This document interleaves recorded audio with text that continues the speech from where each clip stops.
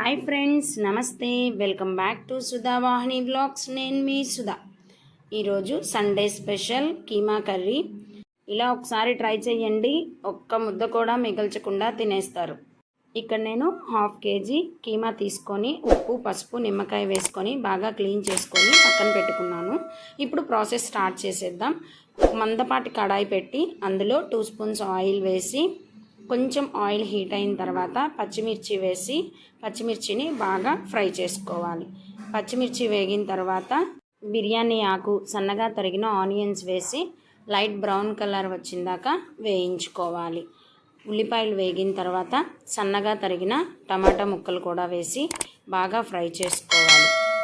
టమాటాలు కొంచెం ఫ్రై అయిన తర్వాత ఫ్రెష్గా దంచిన అల్లం వెల్లుల్లి పేస్ట్ 1 స్పూన్ వేసి పచ్చివాసన పోయిందాకా వేయించుకోవాలి. ఇప్పుడు ముందుగా క్లీన్ చేసుకున్న కీమా వేసి కీమాని బాగా కలుపుకొని మన రుచికి సరిపడా సాల్ట్, కొంచెం పసుపు వేసి మూత పెట్టి ఒక 5 మినిట్స్ ఉడకనివ్వాలి. 5 మినిట్స్ తర్వాత మూత తీసి కీమా ఉడకడానికి 2 గ్లాసెస్ వాటర్ వేయండి. కీమా ఉడకడానికి కొంచెం ఎక్కువ వాటరే పడుతుంది. వాటర్ వేసి మూత పెట్టి ఒక 15 మినిట్స్ కీమా మెత్తగా ఉడికేంత వరకు ఉంచాలి. 15 మినిట్స్ తర్వాత కీమా ఉడికిపోయింది.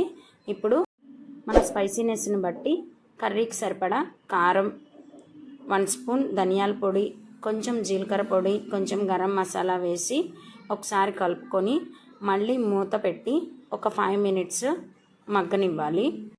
5 మినిట్స్ తర్వాత మసాలాలన్నీ కర్రీకి పట్టి కర్రీ మొత్తం ఉడికిపోయి ఆయిల్ పైకి తేలుతుంది. ఇప్పుడు ఒక 1/2 స్పూన్ కసూరి మేతి వేసి ఒకసారి కలుపుకోవాలి.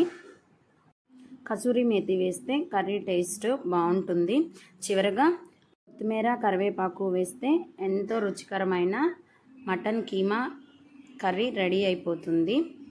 ఇలా ట్రై చేయండి, చాలా బాగుంటుంది. అన్నంలోకైనా చపాతీలోకైనా. ఈ వీడియో కనుక మీకు నచ్చినట్లయితే లైక్ చేయండి, షేర్ చేయండి, సబ్స్క్రైబ్ చేసుకోండి. Thanks for watching. నా వీడియోని ఫస్ట్ టైం చూస్తున్నట్లయితే ప్లీజ్ సబ్స్క్రైబ్ చేసుకోండి.